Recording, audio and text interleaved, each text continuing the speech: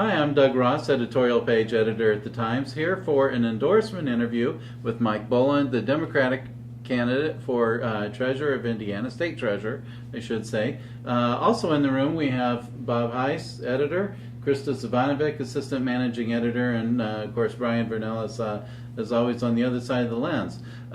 We should probably talk about your background and what qualifies you for this job. Oh, okay. Well, I'll start out with that. Well, I'm the grandson of a small family farmer, and my father and mother had 7 of us children, good old-fashioned Irish Catholic family, and we didn't have much money, but was raised with some very good spiritual values, and we like to joke in our family that Mom and Dad must have done a pretty good job because none of us ended up in prison. Although my older brother Tom, who was a merchant seaman, might have come pretty close sometimes. But worked my way through college and went on to get a master's and 32 semester hours beyond the master's, and started out in a small town in Iowa, Waverly, Iowa, teaching, and then moved to a tougher urban school in East Moline, Illinois, where I spent the rest of my teaching career, and also taught 25 years, nights and Saturday mornings with local colleges in the area, and really enjoyed it and thought that was my life, was academia. And then my mayor appointed me to the library board, and people then elected me to the school board, and eventually, many years later, also a college trustee. But in the meantime, then I got elected to the state legislature in Illinois and served 16 years. Had a very good career, loved it. I was in several leadership positions. Started out as the vice chair of the Veterans Committee, where I passed a law that has been copied by 31 other states, including the great state of Indiana, and that is the Military Family Relief Act. Takes no tax money, raises money privately, and helps those families when they're in financial stress when the breadwinner is off in Iraq or Afghanistan. Also passed an Illinois Veterans Lottery ticket, which I would like to do here since we moved to Indiana. I searched for it, couldn't find one. I know Texas and West Virginia have it, as well as Illinois. So that's one of my goals, also a side goal as state treasurer, to kind of lead the charge on that regard, and also lead the charge on a couple of other legislation that I had done there that I think would be good for Indiana too. One is to have a requirement that any taxing body that buys American flags have to be made in America.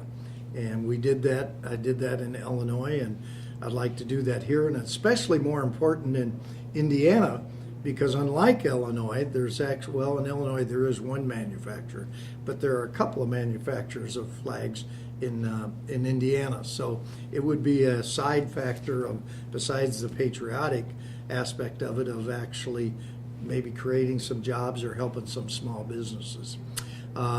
So I also passed legislation that I thought was good for working men and women, including that none of the $50 billion state budget in Illinois could be used to buy goods that were made by child labor or political and religious prisoners in foreign countries. And I'd like to see that done here as well to sort of even the playing field a little bit.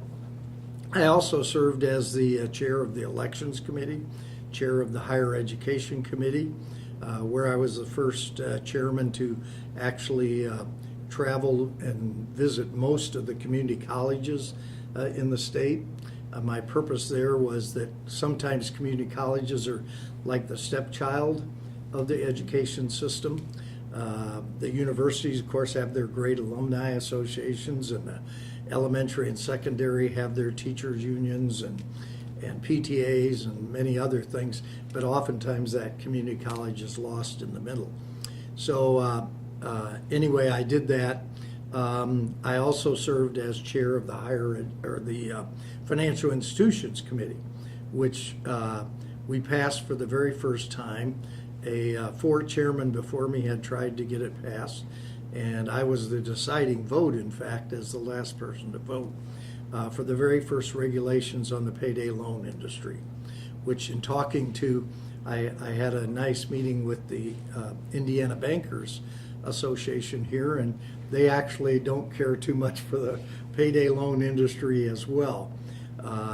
We weren't able to do a whole lot, but we did get the interest rate lowered from 1,200% interest down to 600% interest. Not as good as Wisconsin, which has had it at 36%, but a step in the right direction anyway, I think. So those were some of my highlights of my career there. I was very happy, and then I ran for statewide office in Illinois. Was not successful. There were 6 of us, I believe, 5 or 6 in the primary, and not being from Chicago was a handicap in that type of a race. So anyway, then my wife gave me the marching orders that we're going to move where the grandkids are, and so we moved to Indiana. We live in Fishers. We love it. We have a wonderful house. Our house backs onto a nature preserve, and it's just great. So I'm very happy. I was happily retired. Thought all we were going to do was travel and, live the good life. And then people started telling me, well, here that, well, you ought to get involved here. And so I started looking around and started reading the newspapers and so forth, and found that there's a lot of things wrong. That in Indiana we have such fabulous potential, but it didn't seem to me like the political leadership that we had was living up to that potential. And so when I was asked by the state chairman to run for state treasurer, I readily accepted and have given it my all. What are the things you bring to the treasurer's office? What changes would you like to see, or tell us a little bit about what you're thinking about. Oh, thank you very much, because that's the big reason I even agreed to run for state treasurer, is I think there's a lot of things lacking. Number one is the most important job of the state treasurer is really the depositing of funds. And you have over $7 billion. That's a lot of negotiating money. And so we have not been getting a very good return on that investment. In fact, it really, to be a little critical, it's abysmal. Richard Murdoch got 0.91% interest on our investments last year. My opponent, who handled one fund, got even worse, 0.6%. And you and I can go to our local credit union, our local bank, and we can do better than that. I talked to the St. Joe County treasurer. He told me he's getting 1.5%. I have a friend of mine, a lady who has built a little real estate business. She's getting 1.5%. So we can definitely do a better job there. And why is that so important? A lot of people think the treasurer's office is just some guy sitting in a corner counting pennies or something. Actually, if you can get a better return on the state's investments, that's more money for roads or schools or other things that the state wants. In fact, the state treasurer is the only state official that can actually raise revenue without raising taxes or fees. So there's a great opportunity that I feel has been missed. So that's the first thing. Second thing is I want to change the where and how they're investing. Instead of sending our money off to Wall Street, New York, we don't know how much of it ever comes back. Why not do what I call Indiana first?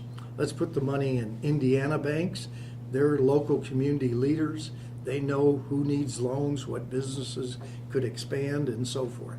So that's the second part of my platform. The third part is to avoid risky investments.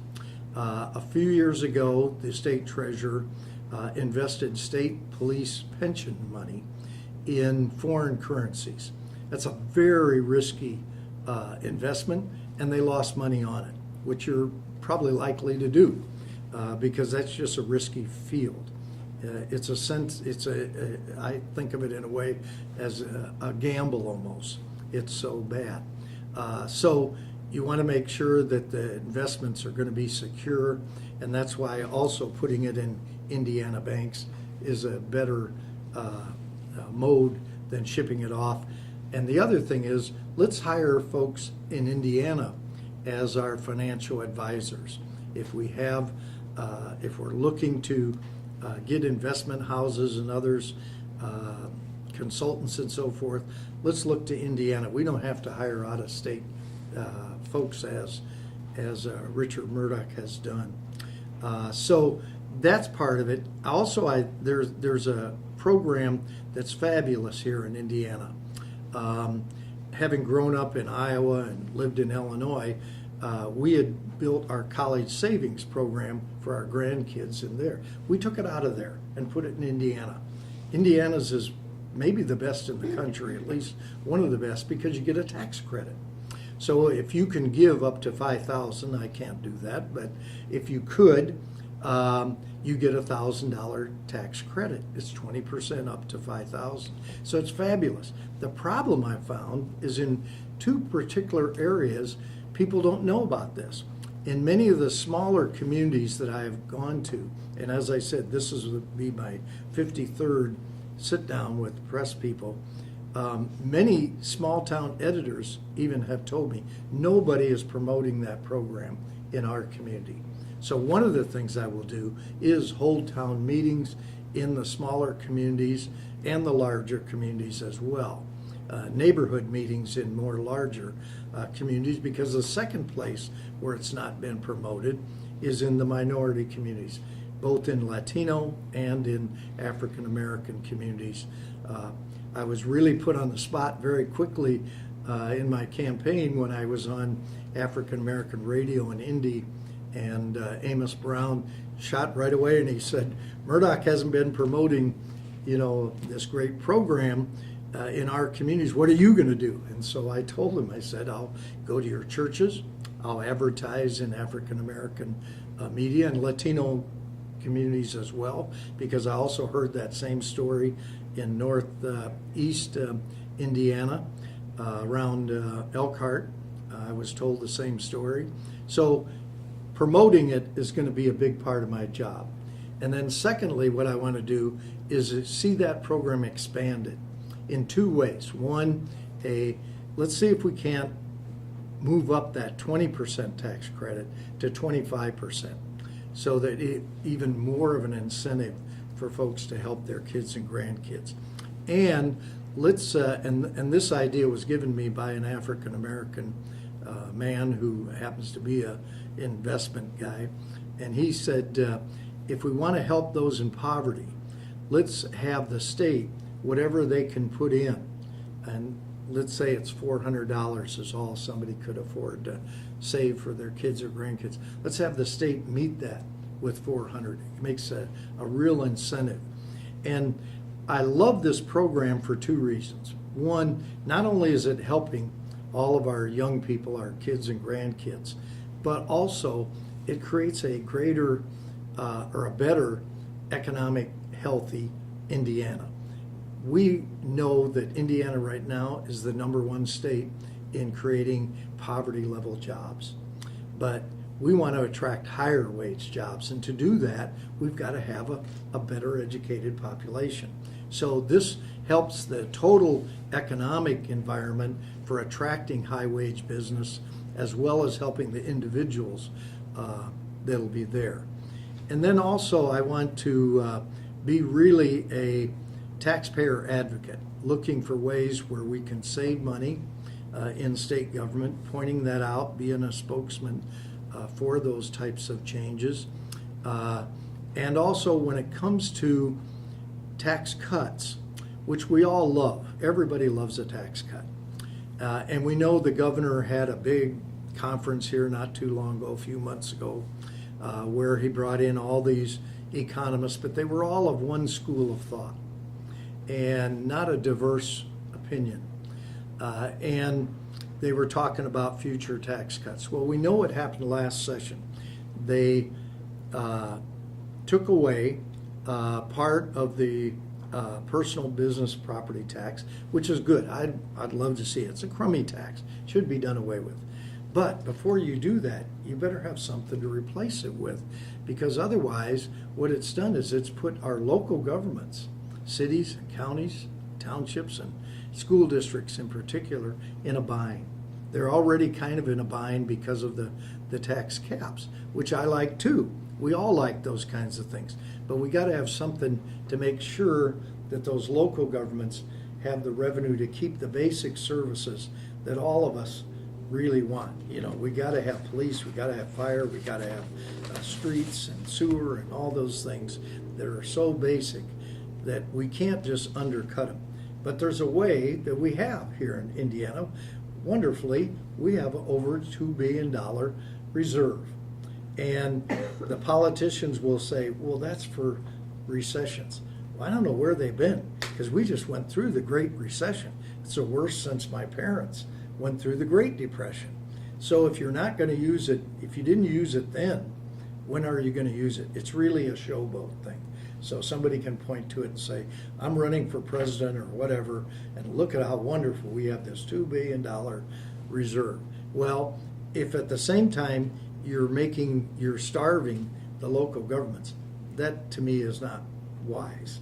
So I would say, if they promote more tax cuts, let's make up for it by taking some of that $2 billion and giving it to the local governments as a revenue sharing type of thing, where they wouldn't be starved and they can continue to have high quality infrastructure and services.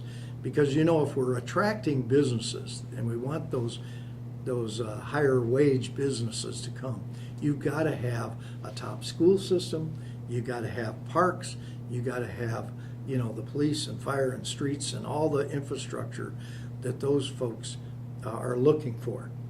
So that's kind of basically my platform.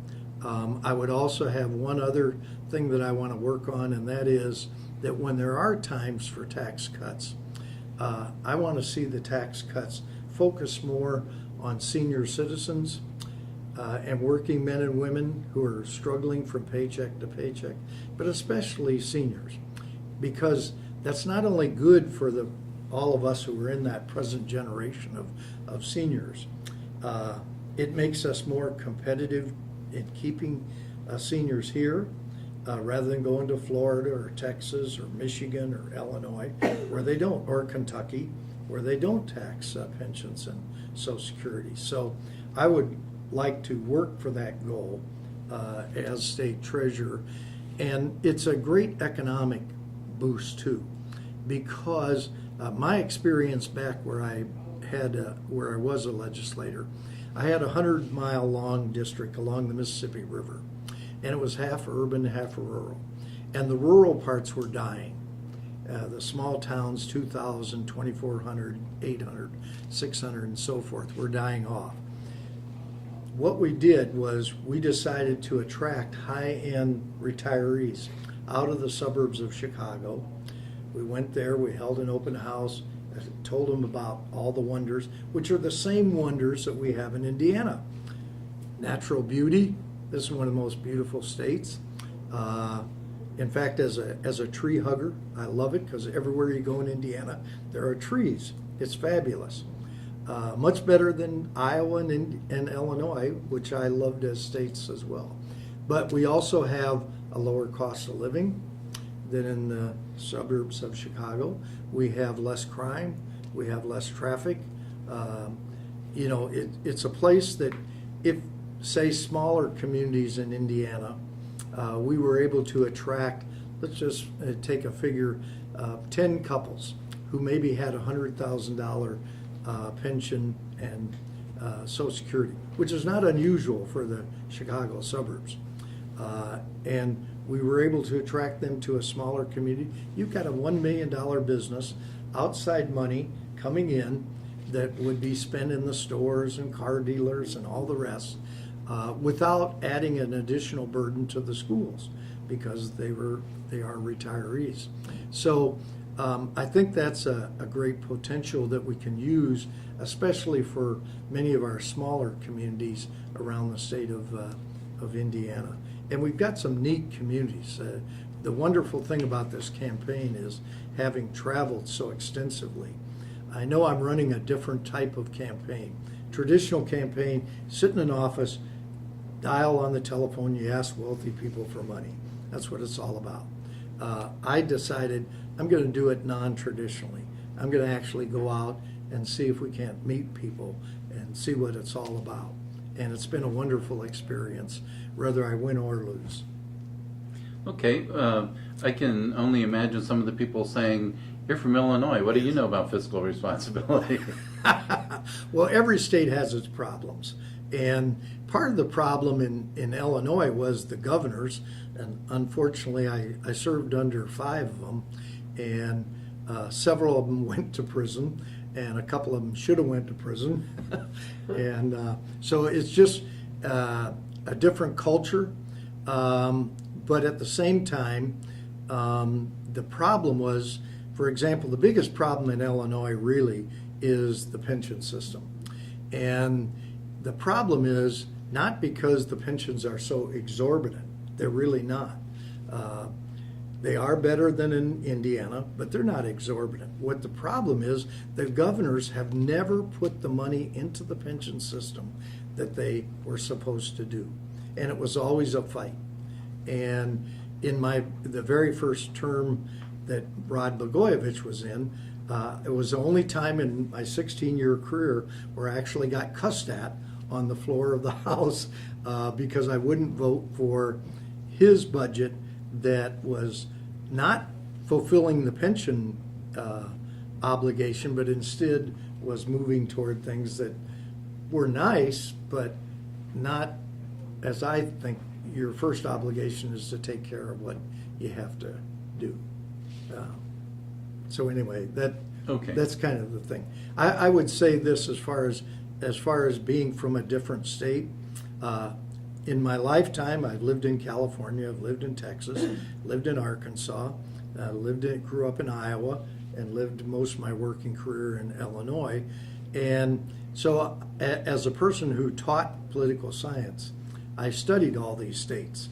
And my favorite course that I taught in college was state and local government, because you could compare what different states were doing, what one state was doing good, what one state was doing bad, and so on and so forth. So I have a knowledge, I think, of that particular, of the makeup of Indiana government as well as other states.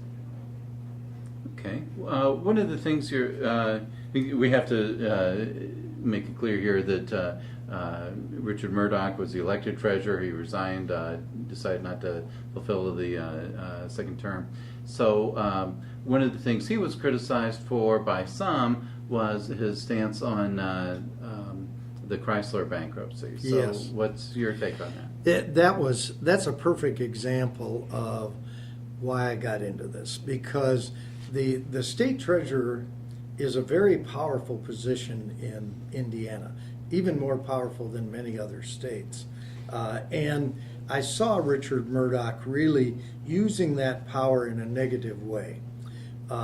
Just from a taxpayer point of view, it was a foolish thing to do, to spend $2 million in a feudal lawsuit to try to stop the rescue of Chrysler Corporation, which not only would have affected 7,000 Chrysler workers directly in factories in places like Kokomo, but also when you look at all the ancillary, your auto parts manufacturers, your car dealers, and the grocery stores and everything else that would have been affected. You're talking really probably 100,000 jobs that could have been lost in Indiana. That's a devastating blow. So that's using it in a very negative way. And I don't intend to do that. My whole approach, I think, as you saw in my platform, is to be a positive type of approach, to see what more we can do to make Indiana a better place, rather than getting into some kind of ideological things that he seemed to go into so much. Okay. What makes you the better candidate in this race? Well, I think my background, as I said, I've dealt with budgets and money all throughout my career. Library board, school board, college trustee, legislator, and I served on probably at least half of the committees in the Illinois House during that career.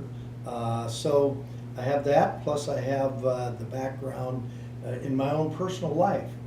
As a lowly paid downstate teacher, much different than teachers in the high-end suburbs.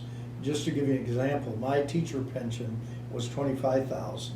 A friend of mine from Naperville, his was $75,000. So just want to differentiate that. But on a lowly teacher's pension, my wife was a teacher as well. We were able to pay off 5 homes ahead of time, way ahead of time, and each one a grade up. And that was only because of my study in how to invest and making good investments. So even on a personal level, orientation anyway, to make sure that investments are safe and yet they're also can get a good return.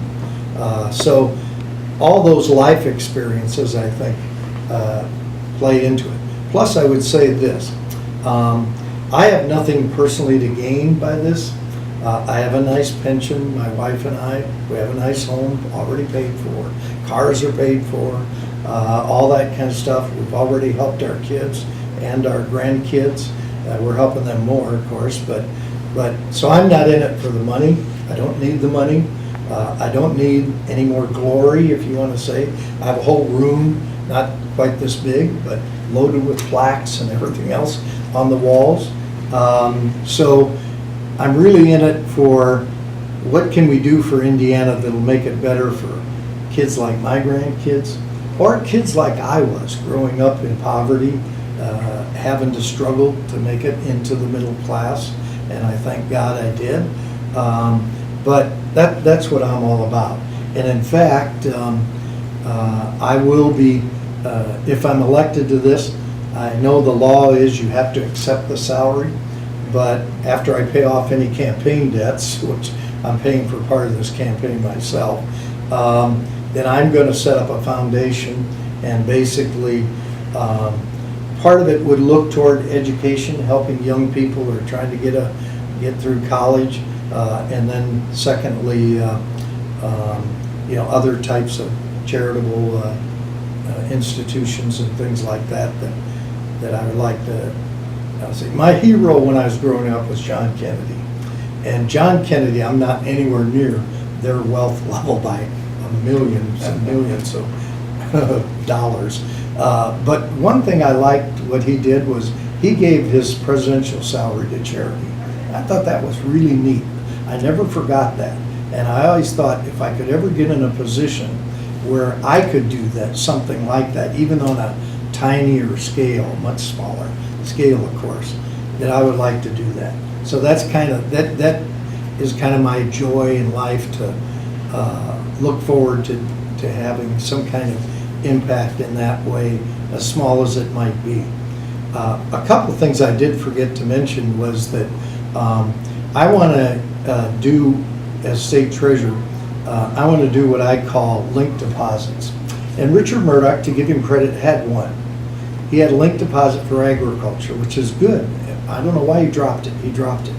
I would like to see it instituted again to help young people get into farming. It's very, very hard today to be a farmer if you're a young person starting out. It'd probably help more toward organic or some type of niche farming, that type of thing. But I would also like to do that, and the way it works is this. You take that $7 billion, and if we invest it in Indiana banks, what we do is we say to the bank, in return for our putting money in your bank, will you give a lower rate of interest for college students? Help them so they're not graduating with that giant load of debt on their back. Would you give a lower rate of interest for veterans or women or members of minority groups that want to start a business, want to become entrepreneurs, or maybe they've got a small business, they want to expand it. So that's a vital part of what I'm going to shoot for as state treasurer. And then the last part of that is a big power of the state treasurer is a member of what they call the State Board of Finance. There's only 3 people on that. That was my next question. Oh, very good. Oh, I'm sorry. I should have waited. And, you have the state treasurer, you have the state auditor, and you have the governor. And they can move money around without the legislature's approval when the legislature isn't in session. And that's a good law, a good power for Indiana, but it's supposed to only be used for emergencies. You have a tornado that hits Munster or wherever, whatever happens. You have a big flood or something. That's when you want to be able to move stuff around, without calling the legislature back into session. But unfortunately, what happened was we saw Governor Pence and his friends basically scoop out a bunch of the funds that belonged in the State Department of Education under Glenda Ritz, the elected superintendent. They scooped it out, started a whole new agency, and talk about waste. That's a waste. So that's an area that I like to say, I would point the finger at and say, hey, wait a minute, we don't need to do that. We already have a Department of Education. Why create a second one just to politically undercut? In my eyes, the state treasurer's position should be pretty nonpartisan. We're elected by party labels and that, but really, as I see it, what I've outlined to you on a platform basis, I've actually had Republican officials in some places say, we like that. They agree with that. So, that's just my thoughts on it. So I'll be glad to. I'll try not to cut off any of your questions. No, that was good. Bob, Krista, I have anything no else? more. No, you covered everything really well. Okay. Thank you. Is there Well, thank anything? you. Is there anything we did not ask that we should have? I don't think so. I think we pretty much covered the whole thing there. Okay. Well, for our viewers, thank you for viewing. This has been a special edition of our endorsement process. Thank you for viewing.